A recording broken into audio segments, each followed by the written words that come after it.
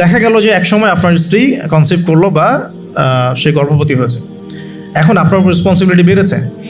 যতদিন সে সন্তানটাকে ধারণ করে রাখবে এই সময়টুকুর মধ্যে তাকে কোনো প্রকার হারাম কাজে লিপ্ত করতে দেয়া যাবে না।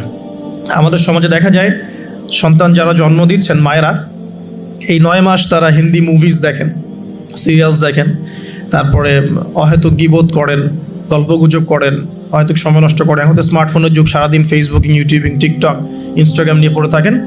এই প্রতিটা কাজ গর্ভের সন্তানের উপর প্রভাব ফেলে, প্রত্যেকটা কাজ গর্ভের সন্তানের উপর প্রভাব ফেলে। ইভেন মায়ের যদি মন খারাপ থাকে বাচ্চা ভিতরে কষ্ট পায়, মা যদি প্রফুল্ল থাকে, হাসি খুশি থাকে, বাচ্চা কিন্তু ভিতরে ভালো থাকে। মেডিকেল সায়েন্স পড়েন, আমরা প্যারেন্টিংস নামে একটা বই সাজেস্ট করছি, ওই বইটা পড়ে দেখেন, ডিটেলস সব লিখে আছে। তো মায়ের এখানে সময় কাটানোটা খুব ইম্পর্টেন্ট, কীভাবে আমরা সময় কাটাচ্ছি। গর্ভবতী অবস্থায় এই 9 মাস মায়েদের উচিত বেশি বেশি কোরআন তেলাওয়াত করা, আল্লাহর জিকির আজগার করা, নামাজ না ছাড়া, হ্যাঁ ভালো কিছু দেখা, ভালো কিছু শোনা, যত রকম হারাম এবং কবিরা গুনাহ আছে এগুলো থেকে দূরে থাকার চেষ্টা করা।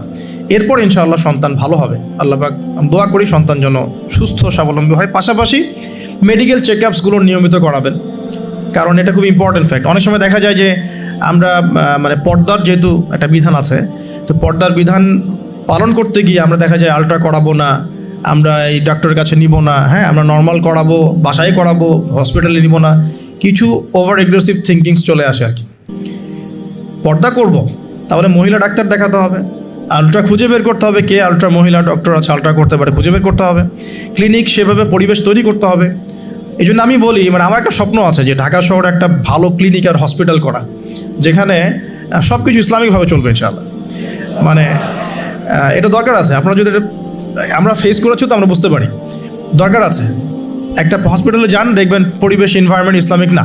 আপনার স্ত্রী অ্যানেস্থেশিয়া করছে, একজন পুরুষ ডক্টর সিজার করবে, অ্যানেস্থেশিয়ার প্রয়োজন আছে, একটা পুরুষ ডক্টর এসে অ্যানেস্থেশিয়া পুশ করছে, তখন তো পর্দা যাচ্ছে গা, পর্দা চলে গেল। যদিও বা অনেকে ফতোয়া দিতে পারেন যে এই সব জায়গায় বা এই ধরনের ক্ষেত্রে হয়তো এটা জায়েজ হতেও পারে, অনেকে ফতোয়া টানতে পারেন, কিন্তু এখানে কিন্তু এই সুযোগটা দেওয়ার ফলে কী হয়েছে যে অনেক সময় রুগীরা হ্যারাসমেন্টের শিকারও হয়েছেন, সেক্সুয়াল হ্যারাসমেন্টের শিকারও কিন্তু হয়েছে, এটাও কিন্তু বাস্তব। তো এই জন্য ইসলামিক এনভায়রনমেন্টের দরকার আছে। খুঁজে বের করতে হবে যে ইসলামিক ডক্টর কে আছেন, যিনি শরীয়ত বোঝেন, মহিলা ডক্টর কারা আছেন, অ্যানেস্থেশিয়া মহিলা কারা আছে, বা আলট্রা করতে পারে মহিলা কারা আছে, খুঁজে বের করে মেডিকেল চেক আপ নিয়মিত করতে হবে। আর নর্মাল ডেলিভারি ইসলামের বিধান ঠিকই, ইসলাম এভাবেই চলেছে, সিজার এসেছে অনেক পরে, এবং এই ব্যাপারে শেষ জামানার হাদিসও আছে, আমি একটা লেকচারে বলেছিলাম। তবে কিছু কিছু ক্ষেত্রে সিজারের প্রয়োজন হতে পারে, ডক্টররা ভালো বুঝতে পারবেন। তবে এখানে দেখা যায় সাইকোলজিক্যালি অনেক সময় ডক্টররা কী করেন, রুগীদের সাথে একটু সাইকোলজিক্যাল টর্চার শুরু করেন আর কি, ভয় দেখানোর একটা প্রবণতা দেখা যায়। পরে আমরা বলি আচ্ছা ঠিক আছে করে ফেলেন। তো এখানে একটা বিজনেস জড়িত আছে, আপনারা খুব ভালো করেই জানেন যে এখানে একটা বিজনেস জড়িত আছে। আর যখন একটা মায়ের একটা সিজার হয়ে যায়, পরবর্তী বাচ্চাগুলো কিন্তু নর্মাল হওয়া খুব ডিফিকাল্ট, এবং তার সারা জীবন একটা হ্যাসেল তাকে পোয়াতে হয়। যাদের হয়েছে তারা জানে।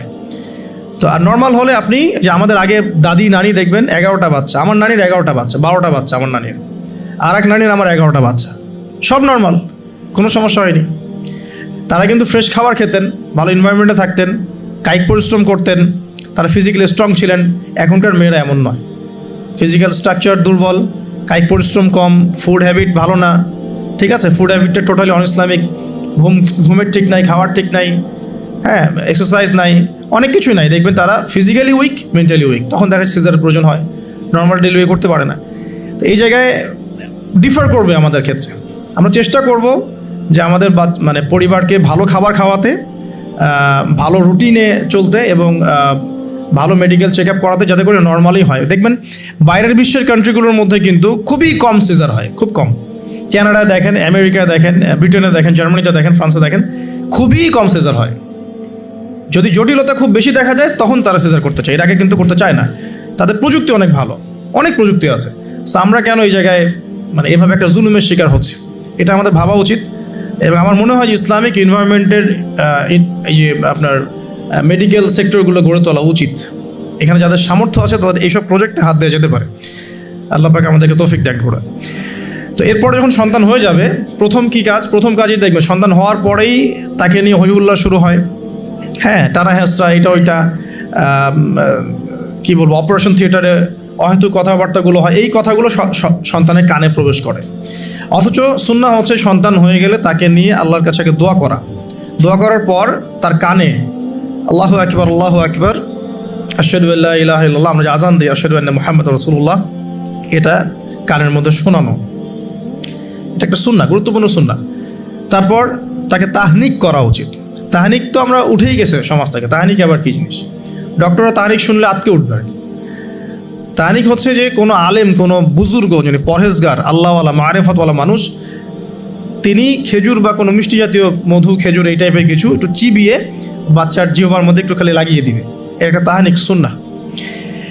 তো এখন মুখে তো জর্দার, পান আর সিগারেট, তো এই মুখ দিয়ে তো তাহনিক হবে না, হবে তো আল্লাহওয়ালা সত্যিকারের মানুষ খুঁজে বের করতে হবে। যাই হোক, যদি আপনি না পারেন, খুঁজে না পান, আপনি আপনার সন্তানের তাহনিক করেন, যথেষ্ট। আপনি দোয়া করেন, 2 রাকাত নামাজ পড়ে আল্লাহ শুকরিয়া আদায় করেন।